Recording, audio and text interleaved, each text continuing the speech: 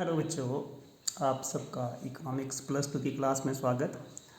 एक नया चैप्टर के साथ हम अभावी तथा अत्यधिक मांग की समस्याएं, problems of deficient and excess demand, problems of deficient and excess demand. ठीक है, तो आज हम जो करेंगे, कौन सा करेंगे? Deficient demand. डेफिशिएंट का मतलब क्या होता है? कोई चीज़ कम। जब डेफिशिएंट डिमांड और डिफ्लेशनरी गैप, जिसको कहेंगे डिफ्लेशनरी गैप, जिसको अपस्फीति का अंतराल बोलते हैं, ये दोनों जब भी क्वेश्चंस आपके पेपर में पूछे जाएंगे तो आपने दोनों का आंसर सेम देना है। ठीक है, यहाँ पे कोई भी डिफरेंस नहीं है दोनों के आंसर्स के अंदर, आपने सेम आंसर देना है। आपने इसको समझना है, आपने फील करना है। ठीक है, अच्छे ढंग से पढ़ाने की कोशिश करूँगा, इसमें इसको अच्छे ढंग से समझाने की कोशिश करूँगा। ये थोड़ा सा कॉम्प्लिकेटेड, तो क्या बोल सकते हैं, कॉम्प्लिकेटेड कुछ भी नहीं है। जैसे आपको एग्रीगेट डिमांड का कंसेप्ट आता है, एग्रीगेट सप्लाई का कंसेप्ट आता है, तो बहुत आसान है। अब डेफिशिएंट है डिमांड। डिमांड कैसी है आपकी? डेफिशिएंट है, कम है डिमांड जो है। ठीक है, डिमांड कैसी है आपकी? डेफिशिएंट है, कम है। तो अब कैसे लिखेंगे? जो deficient demand refer to the situations in which aggregate demand is short of aggregate supply. यहाँ पे मैंने पहले लिखा है कि एक ऐसी, जो आपकी डेफिशिएंट डिमांड एक ऐसी सिचुएशंस होती है in which aggregate demand that is less than aggregate supply corresponding to the full employment in the economy.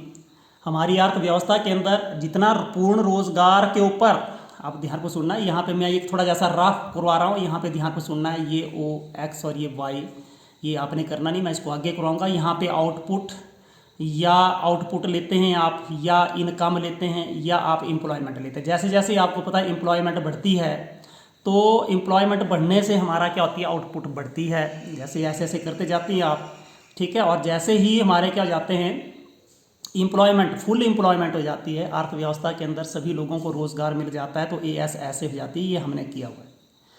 ठीक है, और ये एग्रीगेट जो डिमांड है वो यहाँ पे काटे तो ये पूर्ण रोजगार का संतुलन बोलते हैं। This is the aggregate demand corresponds to full employment. लेकिन यहाँ पे ये इससे कम रह रही है, ये आपने करना नहीं, इसके आगे मैं करवा रहा हूँ कि डेफिशिएंट डिमांड एक सिचुएशंस होती है, एक ऐसी स्थिति होती है जिसमें से जो समग्र मांग, समग्र पूर्ति से पूर्ण रोजगार के अनुरूप, जो पूर्ण रोजगार के अनुरूप जो हमारी समग्र पूर्ति है उससे कम रह जाती है, तो उसको हम क्या बोलेंगे? अभावी मांग, deficient demand. AD less than AS, कि जितनी डिमांड होनी चाहिए थी किसके?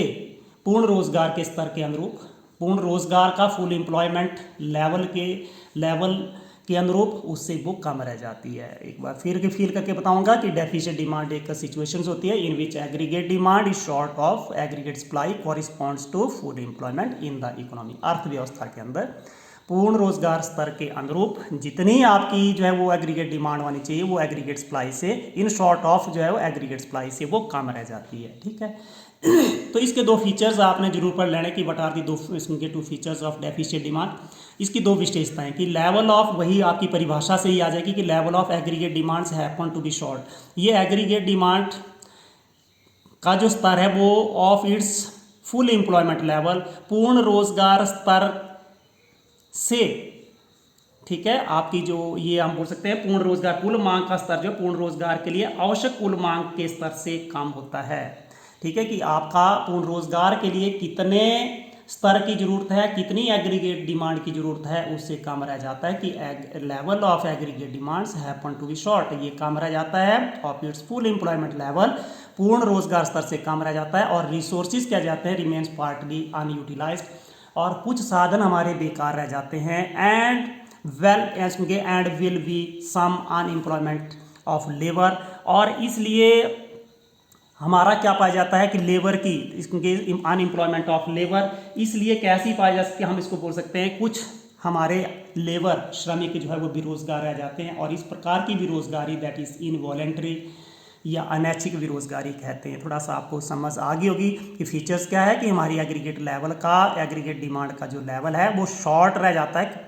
ठीक है, शॉर्ट यहाँ पे happen to be short of full employment level, resources will remain partly unutilized रह जाते हैं, and will some unemployment of labour, इसलिए कुछ लेबर की या कुछ श्रमिक जो है हमारे बेरोजगार रह जाते हैं। और यहाँ पे और थोड़ा सा ऐड करना है, तो this type of the unemployment, इसके unemployment that is called involuntary, क्योंकि लोग बेरोजगार नहीं रहना चाहते हैं लेकिन बेकार रह जाते हैं। लेवल ऑफ एग्रीगेट डिमांड, जो एग्रीगेट डिमांड का जो लेवल होता है वो एग्रीगेट सप्लाई से कम रह जाता है। किससे? एग्रीगेट सप्लाई से कम रह जाता है कॉरिस्पॉन्डिंग टू फुल एम्प्लॉयमेंट। ठीक है, इसका मतलब क्या हो गया, यहाँ पे AD that is less then AS, इसलिए जो AD और AS इंटरसेक्ट करते हैं, इक्वल हो जाते हैं at the lower level than full employment level, यानी कि जो पूर्ण रोजगार स्तर से कम स्तर पर ही एक दूसरे के बराबर हो जाते हैं। ठीक है, उसके पहले ही ये एक दूसरे के बराबर हो जाते हैं।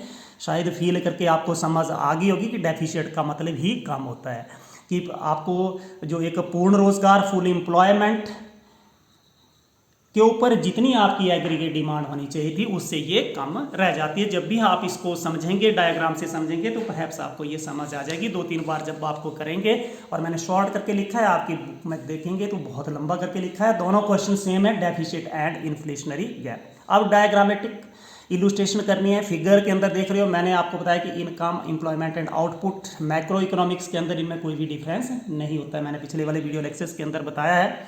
अब यहाँ पे देखिए, in figures income, employment and output they are taken along X axis and AD aggregate demand, इसको हम वाई एक्सिस के ऊपर लिया हुआ है। ठीक है, आय, रोजगार और उत्पादन एक्स एक्सिस के ऊपर, और एग्रीगेट डिमांड, समग्र मांग को वाई एक्सिस के ऊपर लिया है।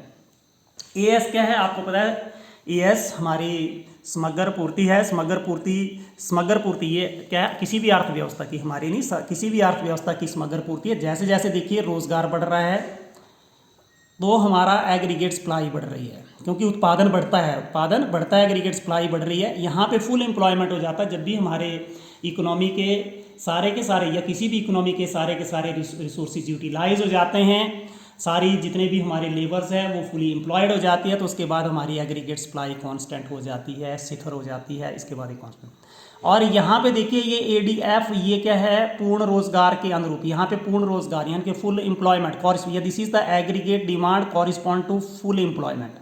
फुल एम्प्लॉयमेंट के ऊपर इतनी होनी चाहिए, पूर्ण रोजगार स्तर के अनुरूप इतना मांग का स्तर होना चाहिए, लेकिन हमारा मांग का स्तर कितना रह जाता है, ADU एग्रीगेट डिमांड अंडर का मतलब अंडर, यहाँ पे अंडर का मतलब उसके नीचे रह जाता है, AD यहाँ पे रह जाता है, इसलिए हम इसको ये तो डेफिशिएट डिमांड बोलते हैं। देखिए AD एग्रीगेट सप्लाई है, आपको फील आगे होगी। ADF क्या है, एग्रीगेट डिमांड कर corresponding to full employment level. कि ADF क्या है, ADF पूर्ण रोजगार स्तर के अनुरूप समग्र मांग बकर है। पूर्ण रोजगार स्तर के अनुरूप समग्र मांग बकर है। ठीक है, हिंदी के अंदर ये थोड़ा सा उसके डिफिकल्ट हो जाता है। ADU एग्रीगेट डिमांड है, that is corresponds to under employment level, यानी कि हम ये बोल सकते हैं कि अपूर्ण रोजगार स्तर के अनुरूप क्या है, ये मांग का स्तर है। ड्यू टू डेफिशिएट डिमांड, अब आपको पता है कि हमारी डिमांड कम है, अभावी मांग है, मांग कम है, और इसके डिफ्लेशनरी गैप भी यहाँ पे आप ऐड कर सकते हो, बिल्कुल सेम इसका आंसर है। अब स्फीतिक अंतराल एग्रीगेट जो हमारी इसके अंदर जो ड्यू टू डेफिशिएट डिमांड और डिफ्लेशनरी गैप, जो हमारी एग्रीगेट डिमांड है, हमारी समग्र मांग रिमेन्स लेस देन ADU।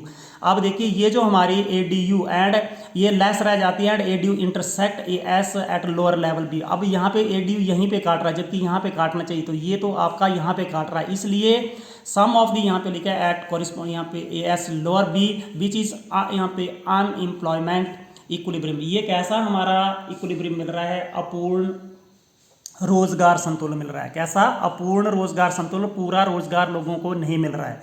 तो डेफिशिएट या इसके डिफ्लेशनरी गैप किसके बराबर निकालेंगे कि हमारा वो गैप कितना है, ये जो गैप आ रहा है, इसका मतलब ADF माइनस ADU।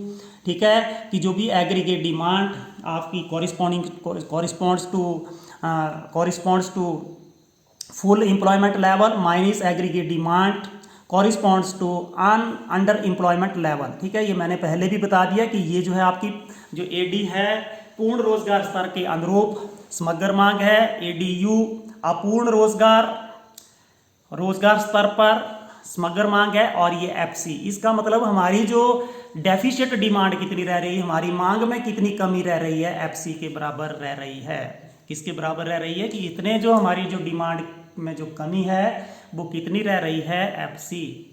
ठीक है, उसके आगे लिखे due to the deficient demand economy faces situations of low output, अब डेफिशिएंट डिमांड ही हमारी कम है अर्थव्यवस्था के अंदर, तो वहाँ पे क्या होगी, एक सिचुएशन आएगी जहाँ पे उत्पादन कम हो जाएगा, लो आउटपुट, लो इनकम, हमारा उत्पादन भी कम हो जाएगा, एंड लो एम्प्लॉयमेंट और एम्प्लॉयमेंट भी कम हो जाएगा। ठीक है, इन मैक्रो इकोनॉमिक्स हमारी जो समष्टि अर्थशास्त्र में इस सच type of the situation that is called deflation, और इस प्रकार की स्थिति को हम क्या बोलते हैं, अपस्फीतिक अंतराल कहते हैं। कौन सी स्थिति बोलते हैं, अपस्फीतिक अंतराल कहते हैं। अब डिफ्लेशनरी प्रेशर इस प्रोपोर्शन, जो भी हमारा डिफ्लेशन, जो अपस्फीतिक जो इसके दबाव है या अपस्फीतिक जो दबाव है वो किसकी, is proportional to the deficiency of AD. AD के अंदर जितना एडी का अभाव होता है, समग्र मांग का अभाव होता है, उसके बराबर होता है। जितनी एडी इसके डेफिशिएंसी एडी के अंदर ज़्यादा होगी, जितनी एडी के अंदर कमी होगी, greater the deflationary pressure,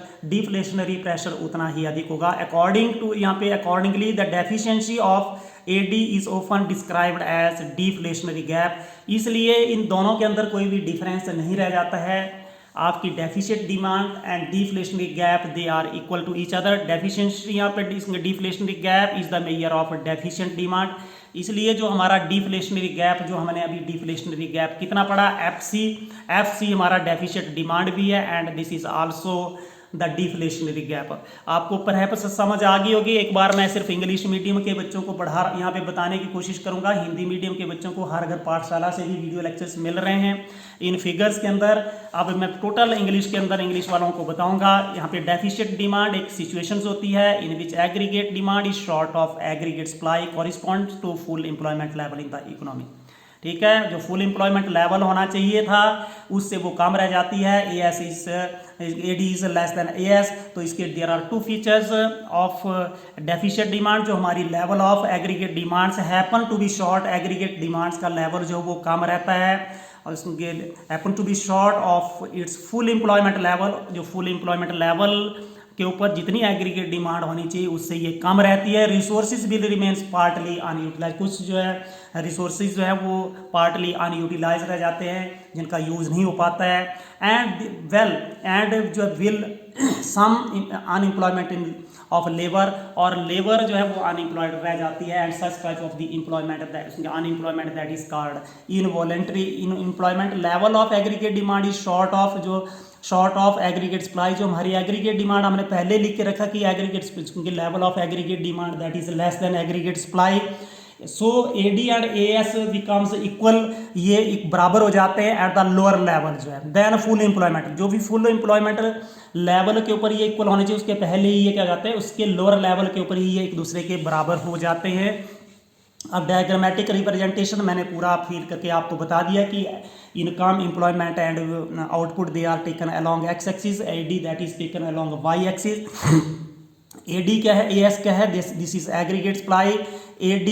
ADF that is the aggregate demand corresponds to full employment. ADU aggregate demands corresponds to underemployment due to the deficiency of demand के अंदर deficiency है, deflationary gap है। एग्रीगेट डिमांड्स, एग्रीगेट जो demand है that remains less, वो कम रह जाती है। एंड एग्रीगेट एडीयू कट्स, ये क्या करती है या इंटरसेक्ट करती है ADS eight the lower level. ठीक है, बीच इज ये जो हमारा इक्विलिब्रियम मिल रहा है, such type of the equilibrium that is called under employment equilibrium. और deficient demand and deflationary gap they are equal to each others and that is equal to FC. यदि आपका क्वेश्चन एक ऐसा भी पूछा जाता है कि what is explain with the help of diagram deflationary gap जो है, ठीक है, या deficient demand, concept of deficient demand, both are same चीज। Due to the deficient demand, अब इसके आगे देखिए थोड़ी सी थ्योरी है। डिमांड में डेफिशिएंसी है, economy faces the situations of low output कम हो जाएगी, इनकम कम हो जाएगी, एंड लो एम्प्लॉयमेंट, और एम्प्लॉयमेंट भी कम हो जाएगी। तो हमारी जो मैक्रो इकोनॉमिक्स है, इस स्थिति को क्या बोलते हैं, this situation that is called the situation of deflation. इस स्थिति को हम डिफ्लेशन की स्थिति बोलते हैं कि हमारी अर्थव्यवस्था के अंदर उत्पादन तो हो रहा है लेकिन वहाँ पे there is the deficiency of demand की डेफिशिएंसी है, and products they are not sale, इसके वो प्रोडक्ट बिक नहीं रहा है। ठीक है, तभी तो बोलते हैं कि किसी भी अर्थव्यवस्था के अंदर मंदी की स्थिति पाई जाती है, उसको डिफ्लेशन बोलते हैं। ठीक है, थोड़ी सी आपको ये फील आ गई होगी। तो इसके बाद ये लास्ट है डिफ्लेशनरी प्रेशर इज प्रोपोर्शन, इनके एक ही प्रोपोर्शन में ये करते हैं, जो deflationary pressures and deficient they are proportional to each other. ये सेम चीज़ें हैं, यहाँ पे दोनों में कोई भी डिफरेंस नहीं है। Greater will be the deflationary, यहाँ पे देखें डेफिशिएंसी ऑफ एडी की जितनी डेफिशिएंसी होगी greater will be the deflationary gap, deflationary pressure उतना ही ज़्यादा होगा, अपस्फीति का अंतराल उतना ही ज़्यादा होगा according to the deficiency of AD is often described as deflationary gap. और जितना भी हमारा एग्रीगेट डिमांड के अंदर डेफिशिएंसी होती है, कमी होती है, that is called deflationary gap बोलते हैं। And deflationary gap is the measure of deficient demand, और डिफ्लेशनरी गैप ही डेफिशिएंट डिमांड, यानी कि जो डेफिशिएंट डिमांड है, अभावी मांग का जो माप है वो डिफ्लेशनरी गैप है, अपस्फीति का अंतराल है। ठीक है, आपने बुक की हेल्प तो इंग्लिश मीडियम वालों को जरा नहीं पड़ेगी, लेकिन हिंदी मीडियम वालों बच्चों ने थोड़ी सी उसकी बुक की हेल्प लेकर के इस क्वेश्चंस को बना लेना है। These questions are very important, ये क्वेश्चंस पेपर में आने वाले क्वेश्चंस हैं। इस चैप्टर के अंदर सिर्फ मैं 2 क्वेश्चंस बना रहा हूँ और आपने इन दोनों क्वेश्चंस को करना है। ठीक है, thank you, have a nice day.